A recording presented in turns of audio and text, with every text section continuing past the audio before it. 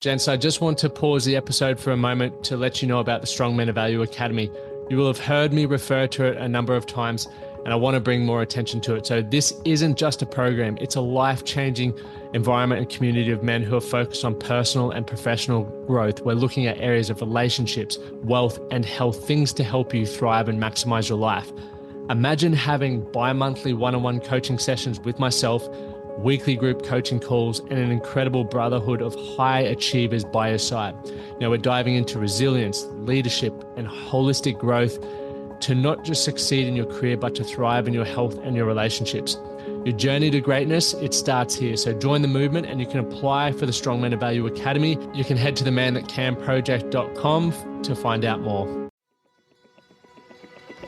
You're listening to The Man That Can Project with Lachie Stuart, a global movement created to empower men and open up what's really going through their minds by having real and raw conversations about life's unique challenges and our individual ways of processing it all.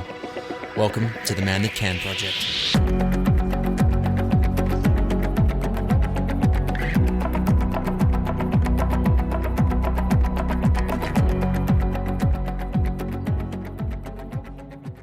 Welcome back, gents. Thanks for tuning in. And before we dive in, make sure you hit that subscribe or follow button so you can get updated when all the new episodes drop. There's tons of great knowledge, great, amazing guests coming up, like today's guest, Forrest Blakk. So Forrest is an incredible friend of mine.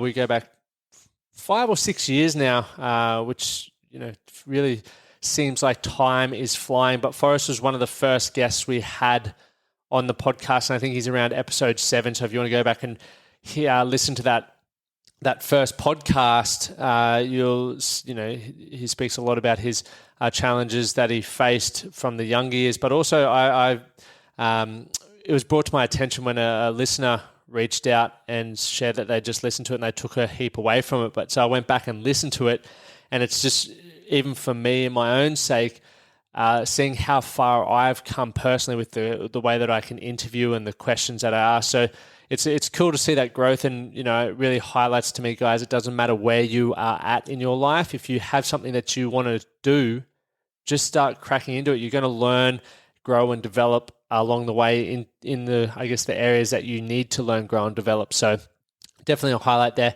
And gents, as you kickstart in the new year, make sure you jump in the Inner Circle for a 7-day free trial. It's our online community where we meet weekly. We discuss topics from all walks of life to master those 8 areas. And we've got men from all around the world who are taking their life to that next level, creating great mateships for that support and accountability, but also opening their eyes and changing their context and perspective on how they can create the life that they want. So jump on, get your 7-day free trial from the Man That Can Project. /Inner Circle, and you'll see the 7-day free trial link there. I look forward to connecting with you guys in the group. As for now, let's dive into today's episode with our incredible guest, Forrest Blakk, where we will be talking about heartache and growing into the man that you want to be, how to understand yourself and your viewpoints so that you can understand others and their viewpoints as well. We'll also talk about personality types and that we have choices in life. We have the choice to act upon and change things, or we have the choices to just stay where we are, and why I guess it's important to be aware around what you're choosing to do at the moment and how it's affecting your outcome in life. So let's dive into the episode.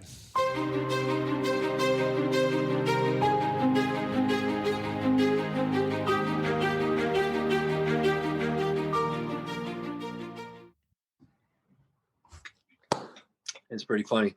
Forrest, welcome back, mate. It is good to have you here. You were the reason why, all right, for everyone listening, and I was going to do this earlier, but we'll do it now. I was going to do this offline, but Forrest was one of the OGs on the podcast. I think you were episode 5 or 7, and someone sent it to me, I don't know, maybe 3 weeks ago, and was like, this episode is incredible. And I went back and listened to it, and then I called Forrest after that, and I was like, mate, we caught up, and then I realized how poor or how young I was in my podcast journey. You spoke so well, and it was an incredible episode. But myself, on the other hand, I think I've grown a lot since then. So I wanted to have you back on, and a lot's changed in your world since then. I've been over and visited you. You've been over here and visited us. So yep. there's some crazy stories in between. But how you going, mate? Obviously, you're in LA at the moment, and the pandemic. I'm in the epicenter of the pandemic as we speak. It's awesome. It's awesome. What's it like for you over there? Because for us over here in Brisbane, mate, obviously I understand that people have got their own versions of events, but we're very fortunate that life feels like it's back to normal here. So it feels about the opposite of that here. It feels like nothing has been normal since it started. And there's a massive division between ways of thinking. And I think that that's been the hardest thing to get your head around.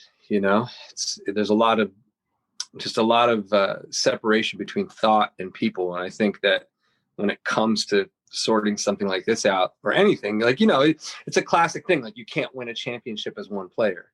Doesn't matter how good you are. One player facing 20 people who are not as good as you, but in a group, they're 20 people. You're going to get your ass kicked. Yeah. Doesn't matter if you're the star.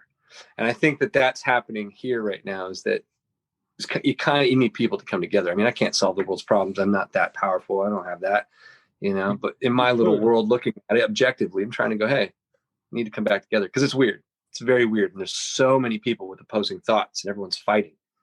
So it's like, some guys like, wear a mask. Some guys like, screw your mask. Some person's like, it's 5G. It's going to kill you. Someone's like, it's just a cell phone tower, man. Like, it's, it's wild. And it's gotten worse since it all started, and naturally so. I think you coop people up for long enough, you go a little stir crazy. It shows how individual people are, and like how people can cling to an idea and really rally behind it, regardless of how much research they may or may not do behind what the fuck's actually going on. And people will just fight to the death over it. Yeah, it's like anybody. You can fight about anything. You can religion, politics, money, friendship, anything.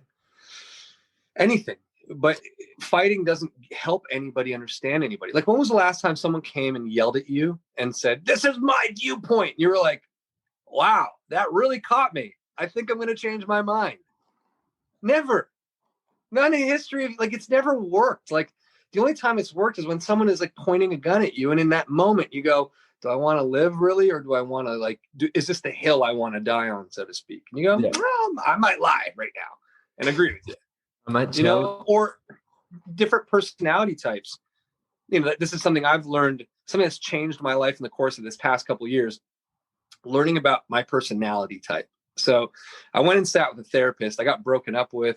My heart was smashed. You guys saw me as I was going through it. It was devastating. Heartbreak is awful. Yeah. But with this, in the same breath, it's one of the most brilliant things, because you spend all this time building up who you are, and then all of a sudden you get toppled. And it doesn't matter how strong you thought you were, or how amazing you thought you were. Heartache just it's like it breaks you at your foundation, and it forces you. Hopefully, sometimes I think it does the opposite, but in my case, rather, it forced me to deep dive and go, okay, I'm the villain of someone else's story as much as they're the villain of mine. But in this case, I'm the villain of theirs. How do I just look at myself? So there's just this giant mirror that gets put in front of you, and you go, okay, I got to rebuild now. What do I want it to look like? Because the last one, I didn't build right, I guess. It didn't hold me structurally, and it fell apart. So how do I grow into the person that I want to be? And so learning about these character types. So I learned about this, a therapist. I sat with a therapist. I was like, hey, help me kind of decipher what's going on in my mind here, because I'm falling apart. And she's like, check your Enneagram. And I'm like, what's an Enneagram? That sounds like, freaking Jupiter of the Saturn being in the same line. I'm like, I'm not into that. She goes, no, this is a bit different. And I try and be open. I joke around, all kidding aside though. I'm like, okay, what is it? So I do this thing, the Enneagram. I think it's called the RHETI test, RHETI test. It's 144 questions. You answer it as honestly as you can. And at the end, it assigns you a number between 1 and 9. And it turns out that I'm an Enneagram 8, which stands for a challenger. So I will challenge people, and I will challenge their way of thinking. That's my whole thing. But my girlfriend at the time was the opposite. She was the antithesis to a number 8, which was a number 9. Now, don't let the numbers confuse you, even though they're closely related in the sense of one after the other, they are far and polar opposites. Yeah, so she was a peacemaker. And so when you start to think about this, it changes the way you build your building up. Because one, it allows you to acknowledge what your building is, so not to get in trouble with what you're inviting into your space. You get to walk around with this knowledge going, hey, I'm going to challenge you. And there's a healthy way of doing it and a very unhealthy way of doing it. And all the work I'm doing as a person is helping me understand how to do it in a healthy way, because that's my disposition. It's my character. And a number 9 is this peacemaker who doesn't want to be challenged. In fact, will run away rather from confrontation as fast as they can. And so when they can acknowledge that and go, I'm a peacemaker. I don't want to argue. I don't want to challenge anybody. When you know this, you can actually speak. Now you've given yourself almost like the Google Translate or iTranslate. You have now this massive infrastructure to go, oh, we're speaking differently. Let's talk about it through our different languages, because the intention as humans is to connect. I just want to connect with you. I don't want to get mad. You don't want to get mad. I don't want to be aggressive, and you don't want to be passive. We all want to be, understood. There we go. That's the middle ground. You just want to be heard, understood, valued, appreciated, with the ability to move on. So you take all of that and you put it into kind of what's going on in the world. This is where we are. So understanding yourself and your viewpoint may help you understand other people's viewpoints as well. That's what I'm getting at. That was a long-winded way of saying that. Mate, it was Welcome back, people. 2020. The podcast you never knew you needed. Until you got it. Until you got it. Everyone's going to listen to us and go do their Enneagrams and go, wow, that makes sense. I hope so. I think everyone should do it, because it's one and I would imagine, I don't want to assume, but I would say a lot of people have experienced that heartbreak, and it's horrible, and you can deal with it in various ways, right?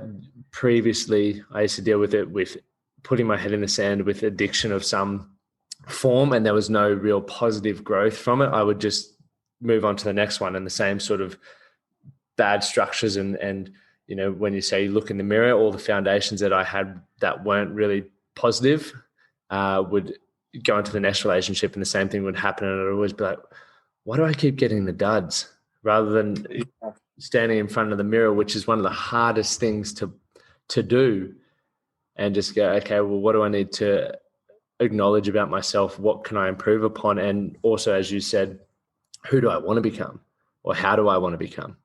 And that's when you get to start putting that work in from that part. And that can be daunting, but it can also be exciting, because you're choosing. Right? Well, what's your choice? What choice do you have? You either figure your shit out or don't. Either change the outcome of what you're going to do or don't. You have two choices. You can dwell on things and you can cry about it. And sometimes that's important too. Sometimes that has its place in time. But then once that's done, what do you want to do? And I don't think that it needs to be constant progression. I think that almost hinders us in a way too. So not to get too far away or too far removed from feeling the emotion. Heartbreak sucks. So feel it.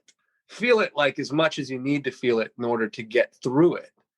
But once you've gotten the feelings out, then what do you want to do? So instead of like self-loathing and self-pity and all this stuff, it's just like, all right, this is where I'm at.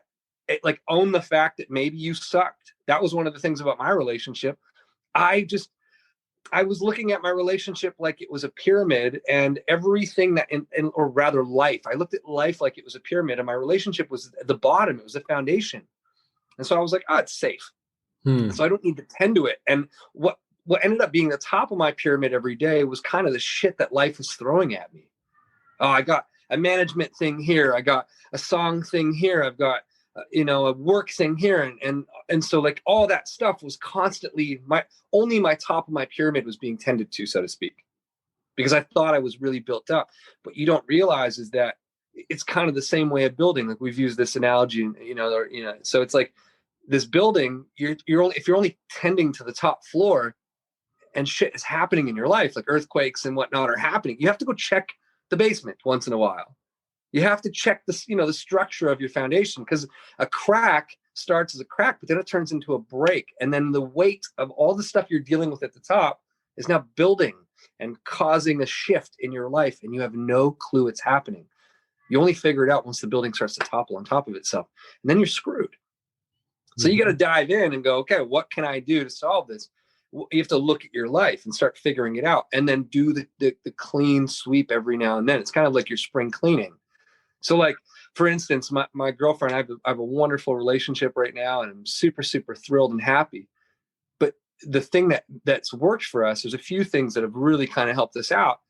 One of the things is when we first started dating, like within the first month, and we're like, okay, we like each other. And then we decided that we're going to be boyfriend and girlfriend. And, I did this like cheesy. I actually asked her out. I was like, hey, do you want to be my girlfriend? Yeah. One of the things that we said that we would do was that every couple months we would have a day where we just checked in with each other.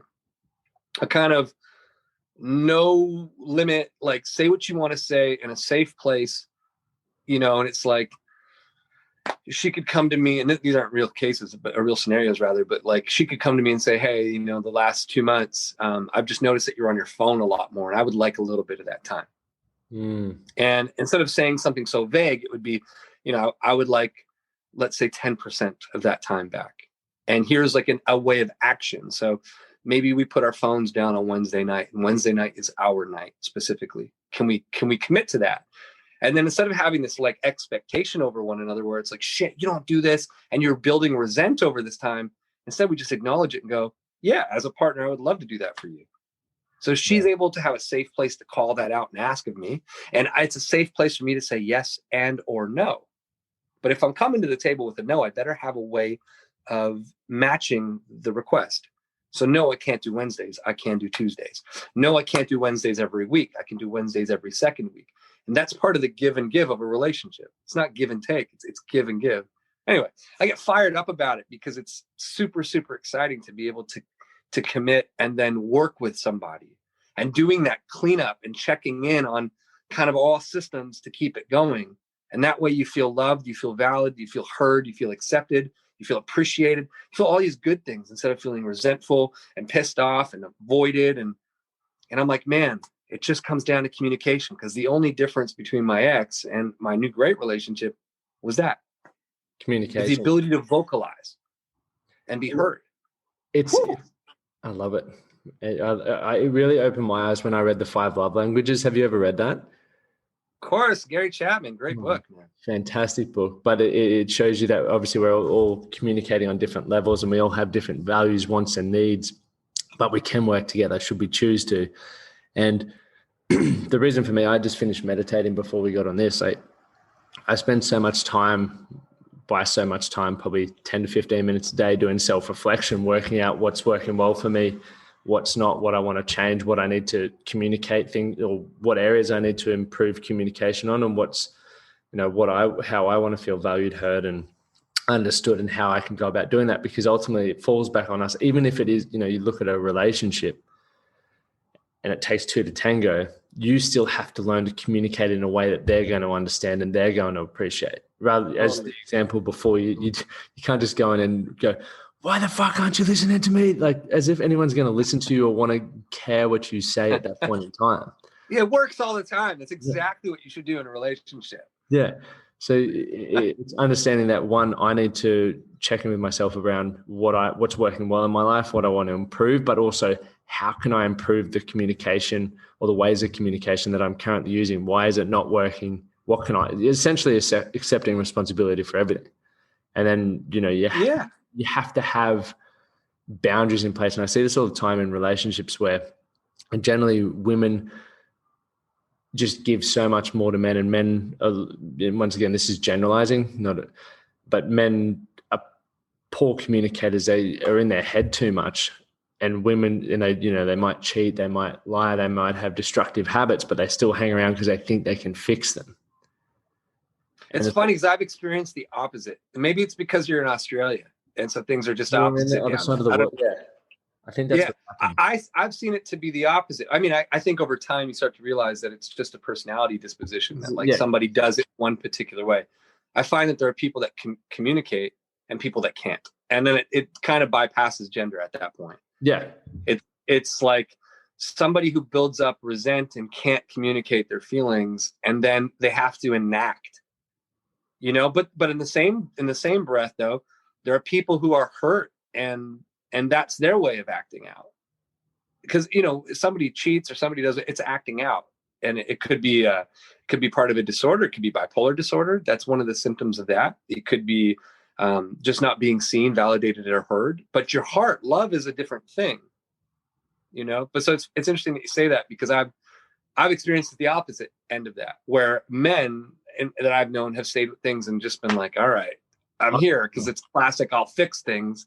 Yeah. And I've seen a lot more women who are like, I just want to be friggin' heard, man. Yeah. 100%. No, well, that's still the same way of looking at it. It's I just threw my chain of thought then, because I was trying to flip. Sorry, I really just railroaded you on that. No, I apologize. You're fine, mate. You're fine. We'll work with this. But it does work both ways, and that's why it's a generalization. It's not an actual fact, but it happens in all way, shape, or form. I've been on both sides of the fence where I've tried to fix everything and I've hurt myself in the process. And where I was going with that was, we need to set healthy boundaries for ourselves, because you can, I 100% believe in working to improve a relationship or working to improve anything in your life, right? Any relationship in your life. It doesn't just have to be intimate, but there also has to come a moment in time where you have a boundary where it's like, all right, this is too much. Now I need to start looking after myself, or I need to start progressing my life forward. Because if you spend 20 years working on the same thing and there's no progress, is that smart? I know that's the individual's choice, but for me personally, probably not.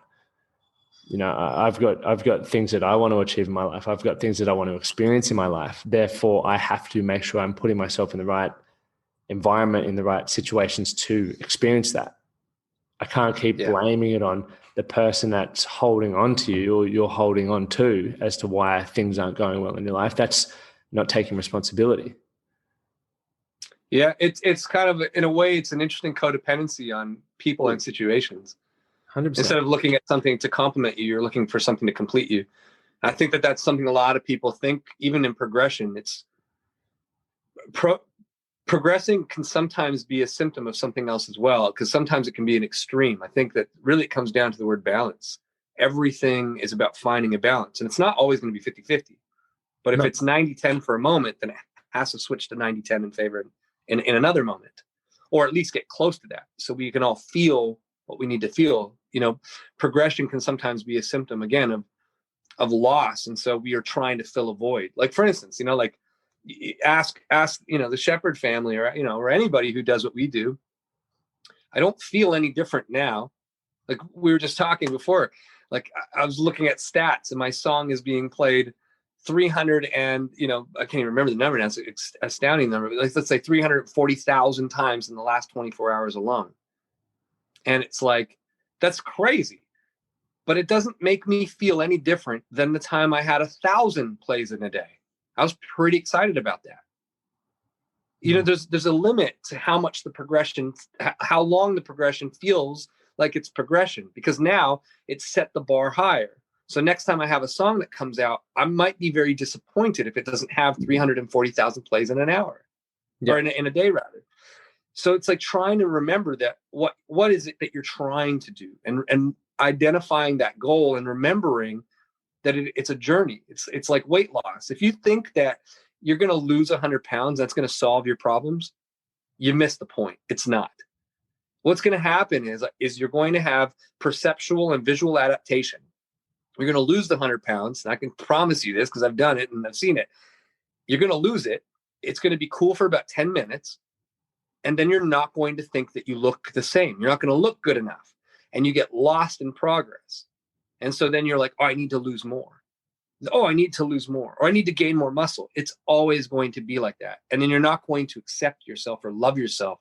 So the whole thing I'm trying to get at is it's less about progress and more just about this journey.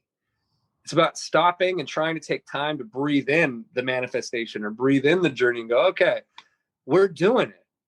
It's like I talk to a lot of young artists, and they're like, how do you do this? And how do you get there? And I'm like, stop, man. Like, you got to enjoy.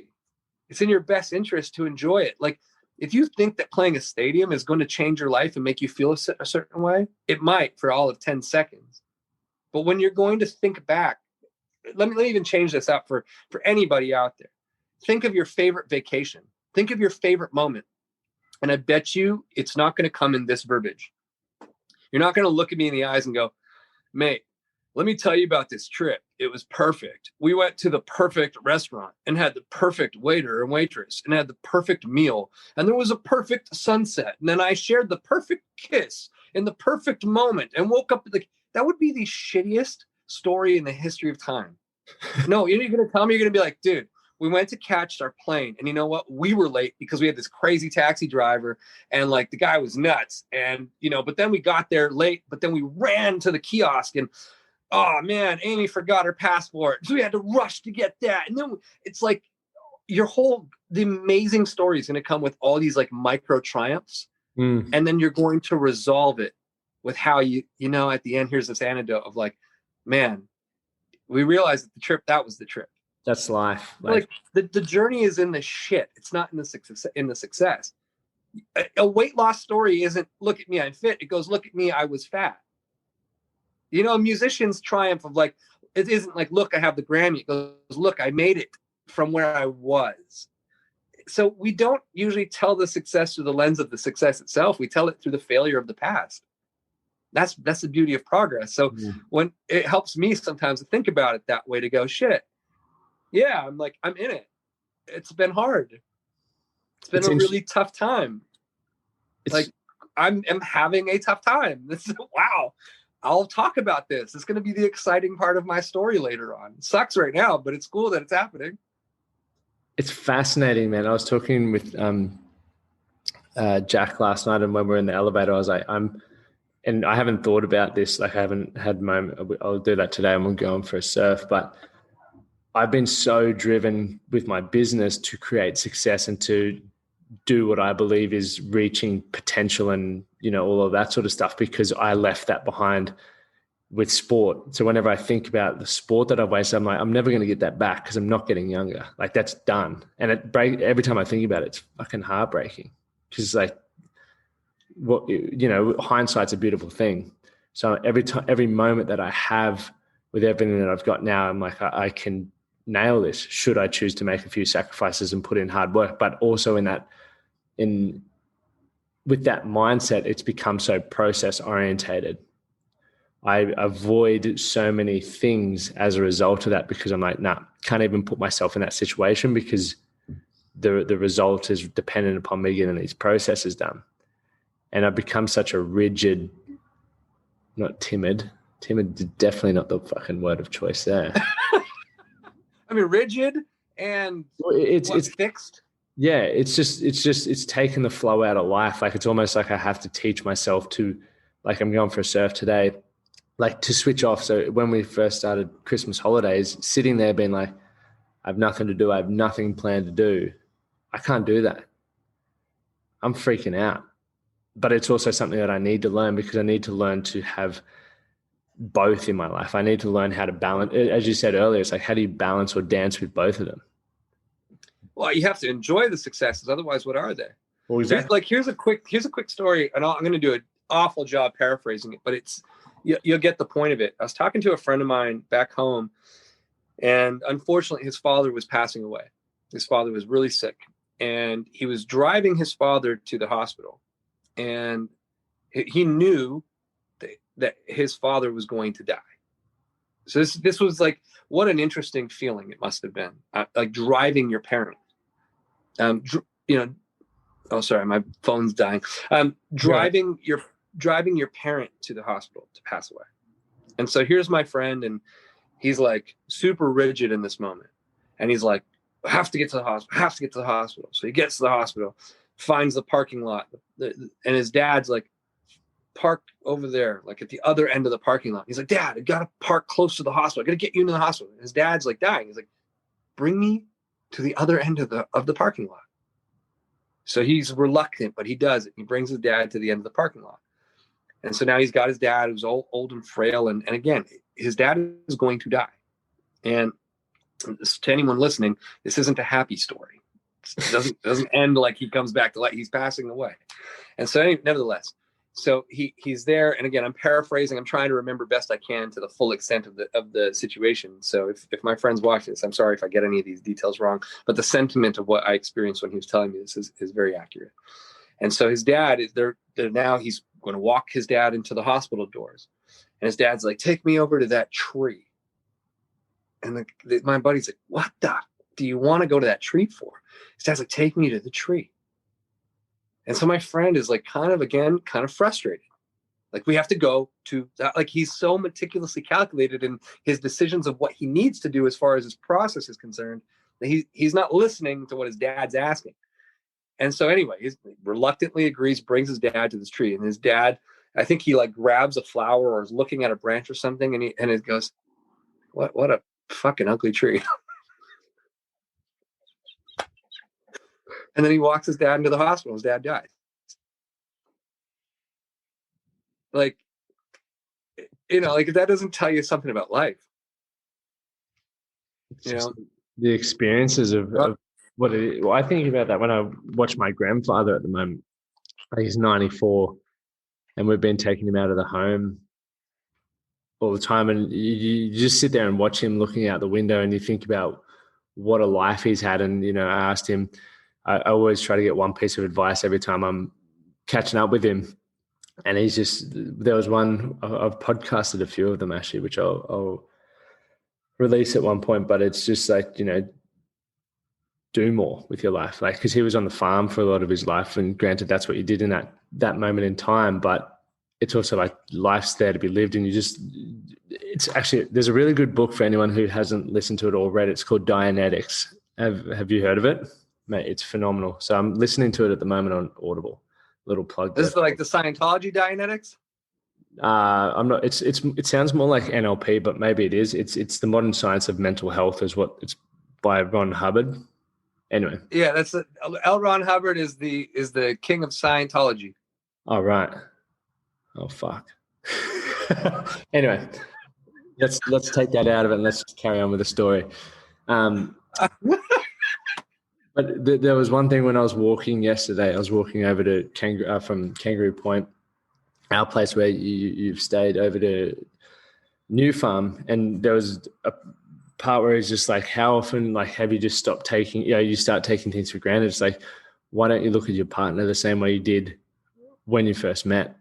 And it's because you keep getting these different lenses from life that influence how you see the present. It's like you look at the blue sky right now, or the grey on the bridge. It wasn't saying this specifically, it wasn't speaking right to me, but it was saying all these things, and you're like, I never look at that, never look at the sky the same, I never look at the cars the same, because you've got this bitter lens, or whether it's bitter or depending on what mood you're in at that point in time. I was in a pretty pissed off mood, so I'm looking at everything, I'm not appreciating it. And what's stopping me appreciate it in that moment? It was just purely perspective. So then, I think perspective is something that has to be acted upon. 100%.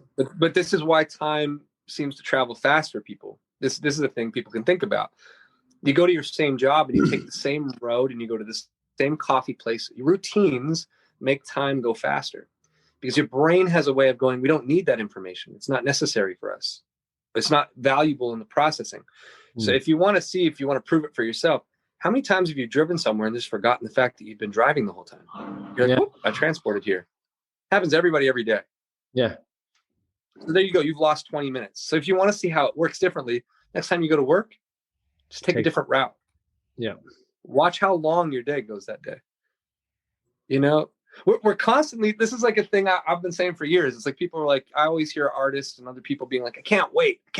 I'm like, I just take that word out of my vocabulary. I can wait. Please, life, slow down, because it's going faster and faster and faster. And you have this, not you, but like people have this mentality of, okay, it's Monday. Well, it starts off in a different way. It goes, you're 15 and you go, I can't wait till I'm 18, man. I'm going to drive a car. Or I can't wait till I'm 16. I'm going to drive a car. Then you go, I can't wait till I'm 18. I can go to a bar. Or 21. I'm going to go to a bar. Then you go, I can't wait till I'm 24. I can rent a car. I can't wait till I'm 27. My insurance goes down. oh, I can't wait. And then there's something that happens and you go, I can really wait to turn 30. I don't want to turn 30. But by that point, you're already in it. Shit's going fast. Yep. And so, and then how it works as a routine, how you get kind of caught in it goes, it's Monday. I can't wait for Friday. And you ever find yourself like trying to race through the week? I can't wait until the day's done. I just want to get through this day. I'm shit and tired. And then you get home and you're like, then the evening's gone. By the time you even had time to process that you're home. You know, your weekend, you couldn't wait to get to Friday, but then you're like, please, Sunday, slow down. I don't want to go back to Monday. And so there's this constant fight and battle of like, I can and can't wait. And people, I think, miss the mark in what's happening in their life. It's like, I can wait. I want Monday to go so slow because there's going to come a time in my life where I'm going to be at the last few breaths going, shit, man, I wish I had more time. I wish I could have hung on. I wish I could have lived in the mundane. I wish I could have loved the boring. You know, I wish that I could wait in a hospital for 8 hours again. I wish I could be stuck behind somebody in a long line for shit I don't need. I wish I could be there again, because in those moments are these beautiful things of self-reflection, connection. And like you're saying, like you're in a line for too long. What's around you? Take it in, accept it, love on it. I know it sounds a little hocus pocus. Like maybe I've been in California too long, but the reality is like, no. But that's just it. It's like, when have you just acknowledged that you're alive? Like, this is crazy. And we don't know if we get to come back. You don't know if this is the first, second, fifth, or 10th time you know, or if you get it again. I haven't been on social media. You probably noticed this actually, Forrest, but I wasn't on social media for 5 days. No, what I noticed is that you're on Amy's social media. So I went off social media just to recharge. But what I noticed, just how, I got back on yesterday and just how anxious it makes me, because I feel like I have to produce. I feel like I have to do this, that, and the other when there's no expectation from anyone but myself. And through feeling or through putting that pressure on myself that I have to do all this, I stopped being present in life. Like the last 5 days were the best 5 days I've had in ages, because every moment that I'd normally be, have my face in my phone, I'm looking around at things that I never noticed, or I'm having conversations I wouldn't have, or I'm thinking to myself in a way that I'd never think. And it's interesting to think about how much these bad boys consume our creativity and the ability to be present and take in what's actually happening in this moment. Is it that, or is it our inability to schedule? Is it that we're looking for the instant gratification, so we want to be present where the instant gratification is? Because, like what stops anybody, like yourself, like I'm going to get an assistant and have them post for me for 3 days, and I'm going to take 3 days off, and I'll come back in on the Monday. So from Friday through Sunday, I just don't look at my social media, but on Monday I come in and I rejoin the conversation. Or is it like a matter of scheduling content and putting the content up without actively engaging? Because there's this weird, I'm trying to find it myself, where I've taken time off, this past year in different pockets where I haven't posted, just to decompress a bit, because it's a lot. Especially like the consumption on the other end for people is a lot. And then the act of creating is a lot. Trying to find, again, balance, because when you're a creator, you're also a digester of content. Mm-hmm. And it's a double whammy, because you're not just digesting content, you're creating it. So you're like, your brain just feels like it's like being pulled in both directions constantly. And then you lie to yourself in a way to go, oh, I'm on social media so much because I want to know what's happening on social media. So I'm relevant. Yeah. Relevant. Give me 10 seconds. I got to get a plug for my phone. So I don't die on you. We'll wrap up in a moment. I want to talk music with you. Not that's my area. Yeah, you can talk whatever you want, man. I'm in for the conversation. Give me a second. I hope you know that I expect your mom to be sending me a pile of Tim Tams for this. She'll be listening, and she will be packing them as she's listening. She will be. Don't you worry.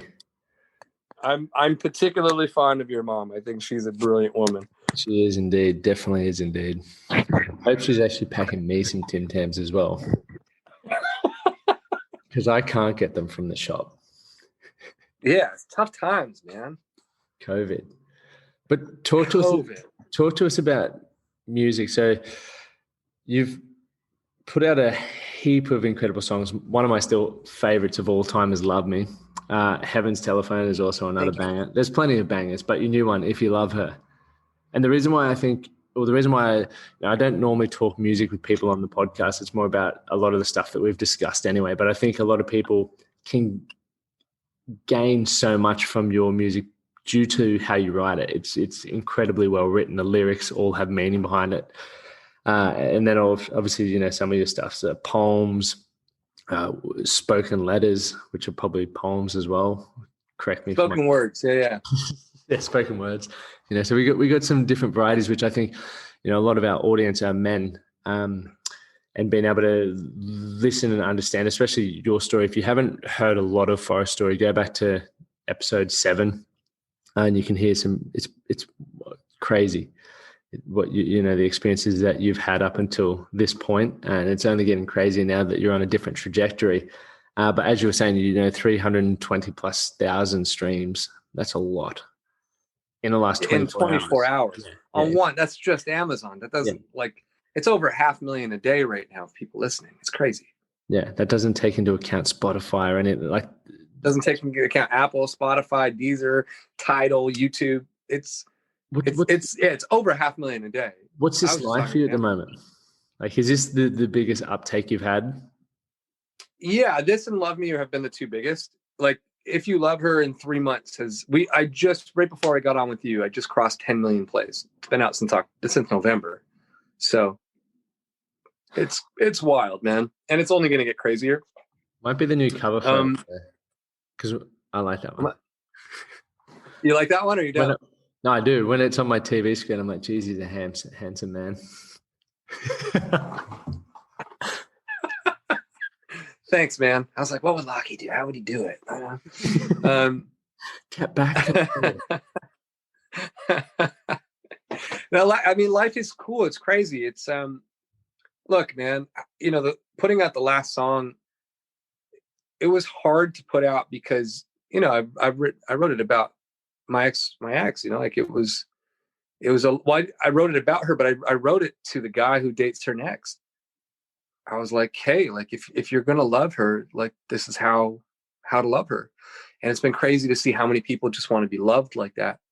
And I think as men, a lot of times we get caught up or this masculine type of thinking. It's not specific to men. Women do the same thing, but it seems to be a masculine energy.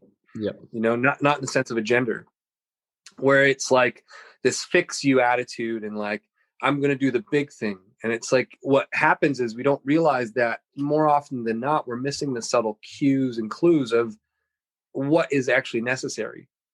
So it's really understanding your partner. You might be with a partner who doesn't need a big house and a big wedding and a picket fence and 3.5 kids and a trip to, Ibiza or Thailand or wherever you are in the world, 4 times a year kind of thing.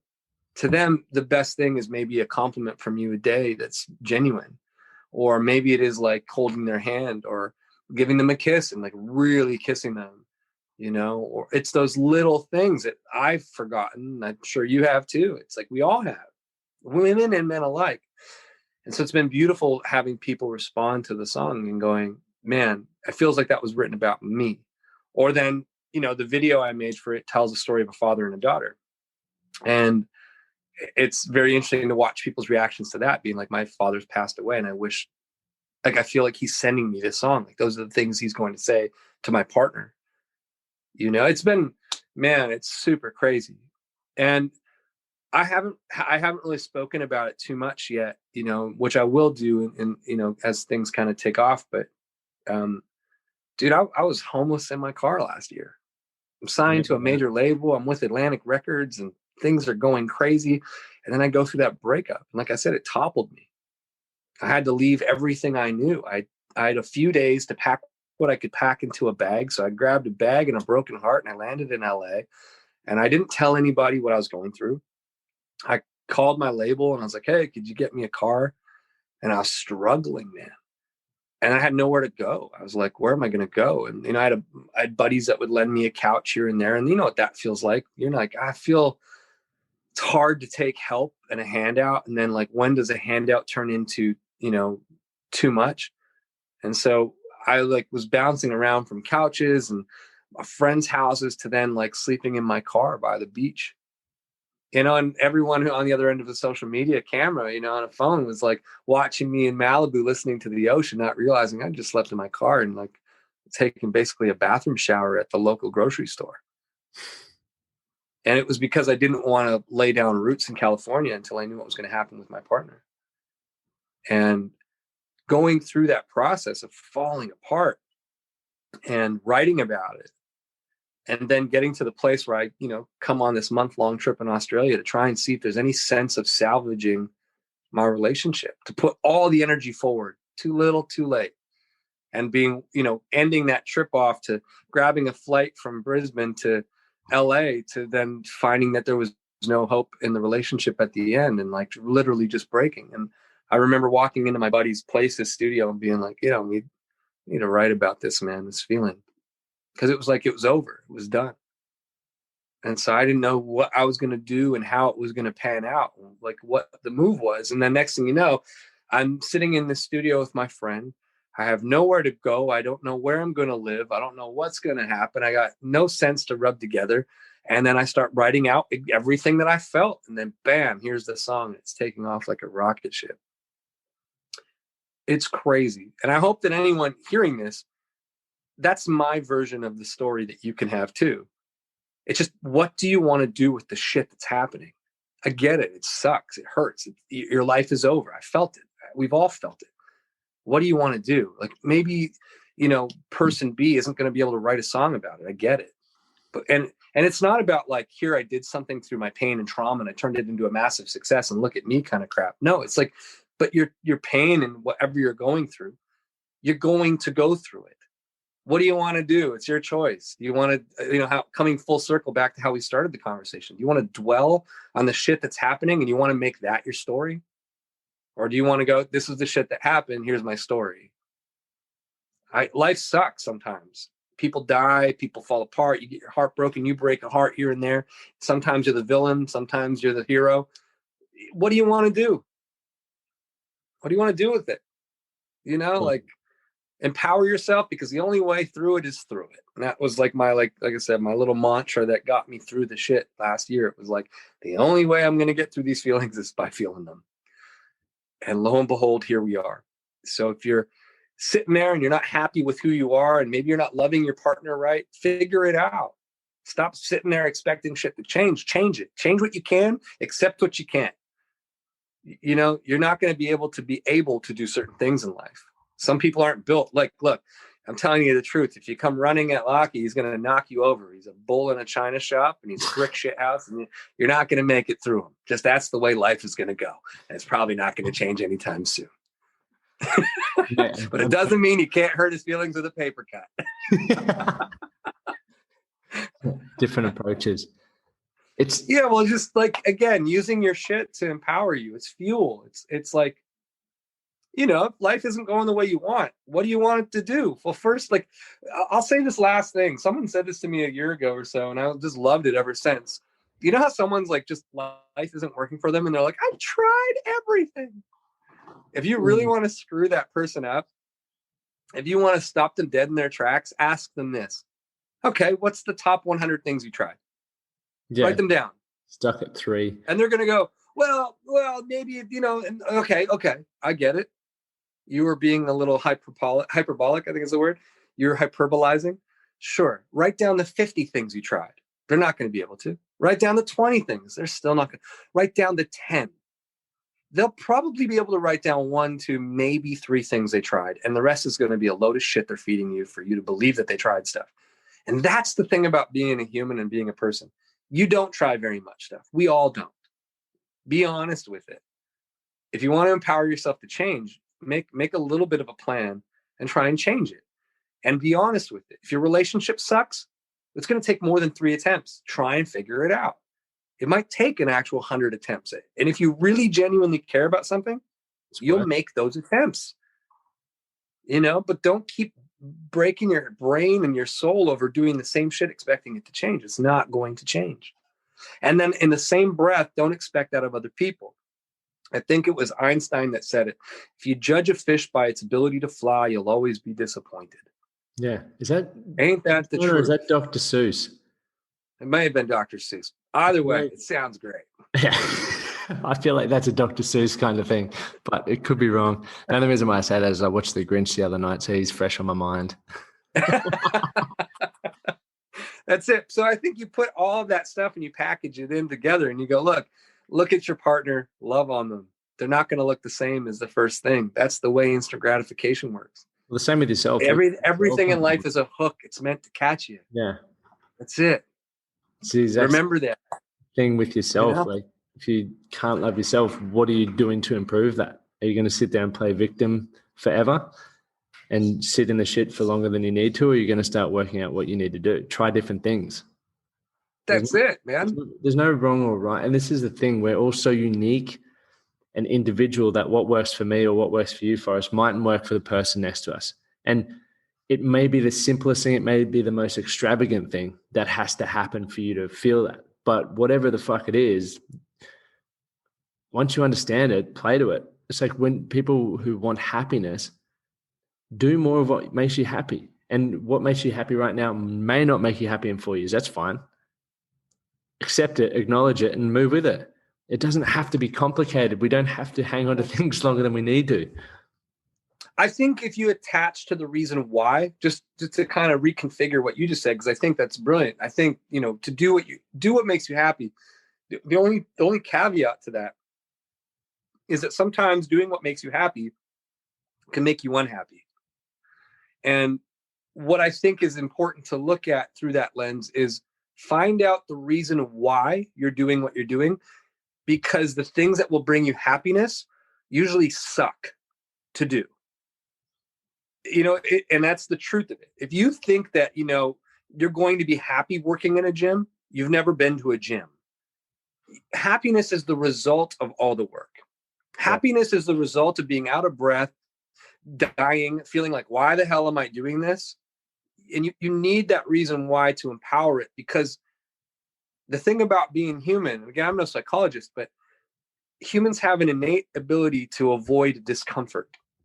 And discomfort usually yields happiness.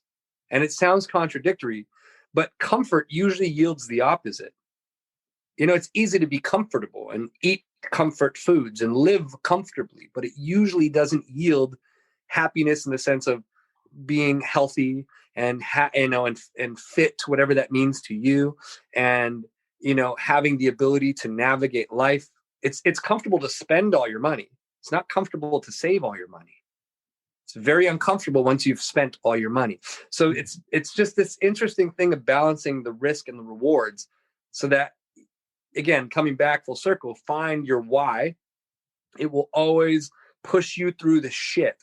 And I can tell you that it would have been a lot easier. I was thinking about this the other day. I was talking to my girlfriend. I was like, man, it would have been so much easier just to quit music and drive back home to Canada and just go get a job. Why am I suffering for this art? Like, why did I live in my car and live on a couch? Like, why did I do that?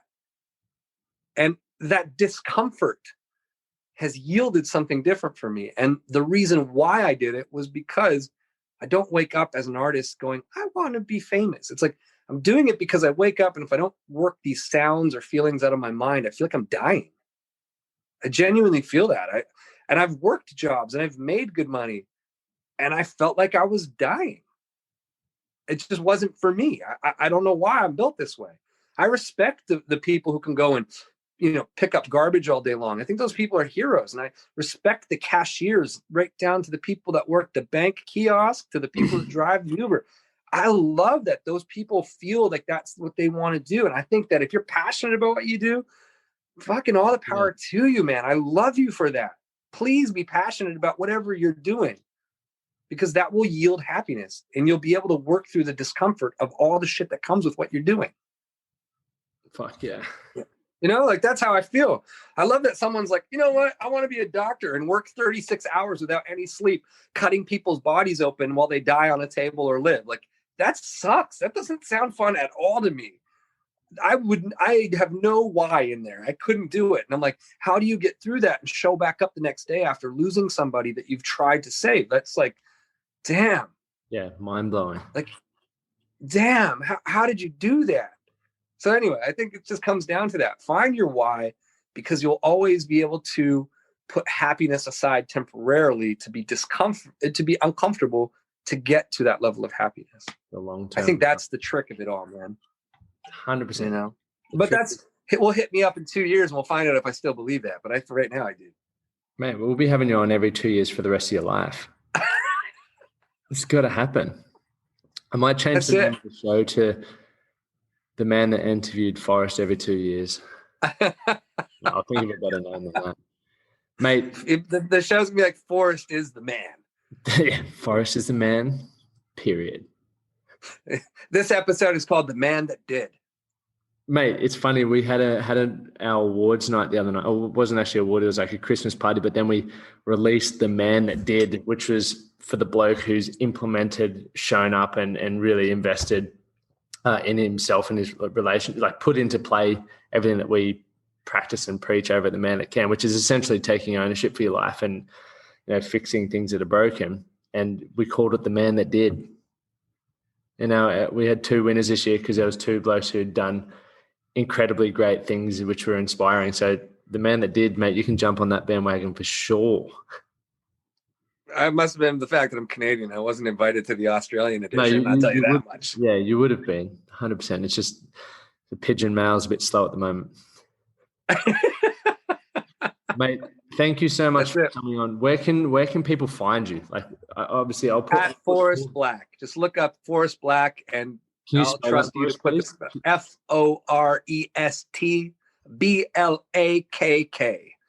Perfect. You can find me everywhere, or just go and talk to your Amazon player and be like, "Hey, hey Alexa," or just play "If You Love Her" by Forrest Blakk. You just watch that; that'll go off. Just yeah. And how can we support you? I mean, look, you can find me on socials and be part of my world if you so please, if you like it. I think as being an artist in this time, sharing, share what I do if you like it. If it touches you, if what I do touches you in any way, shape, or form, then please tell people about it. I think that's the only thing, like there's no charity for me. There's, that's what it is, and if you don't feel so inclined to do that for me, maybe do it for somebody else. It goes a long way, like that word of mouth. That's how it does it, and then if you don't feel like supporting an artist in that way, here's the one thing I will ask you to do. Think of somebody you haven't talked to in a while and talk to them. And it's interesting to do this around Christmas time. I remember being a kid and end up being out of my house on Christmas Eve, and it sucked, man. I was just a kid, and my dad was in jail, and my mom couldn't take care of us, and it was just brutal. And I remember walking down the street, and it was Christmas Eve, and I'm looking into people's houses and going, man, it's so perfect. Like Christmas is this very unique feeling for me because it's supposed to be this time where everyone's charitable and giving. It's the time I felt the loneliest because people are charitable and giving within their circles. You're excluded from the circle. And I can't tell you the pain and feelings that I had from that. And so to empower other people to maybe look at it through that lens for a second, something that I've done, and I don't say this with any ego or anything like that, and also no false humility. I've taken the last 4 Christmases and I've taken the opportunity to call as many fans that will give me their number. And I call them. I genuinely call them. This Christmas, it took me like over 20 hours of steady calling to call the people that put their numbers up and just call in and say, hey, Merry Christmas from me, because it doesn't happen. People don't get that. How impactful that is for other people, especially if they're like me. It at the end of the day, people just want to be seen. It's my whole why. That's my why, what I do. And if I can empower other people through this lens to do the same, if you feel like that's part of your reason why and you want to make people visible, you don't have to do it in a grandiose way. Sometimes just checking in on somebody, letting them know that you're there, letting them know that you see them in whatever capacity you see them. That's all I'm asking. That's how you can support me. You can let me know that you see me and empower me so that I can turn the big lens on as many people as I can. And if you don't feel like that's part of your journey, and I can empower you to put the lens on somebody else, do that. And if that's not your journey as well, then find your reason why and find what you feel you can do in that moment and support whomever, however you can. That's all I ask.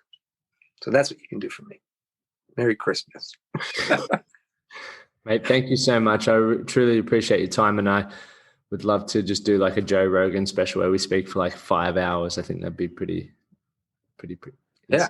We'll do the Man That Can Marathon. Sounds great. Hosted by Forrest Blakk. Yeah.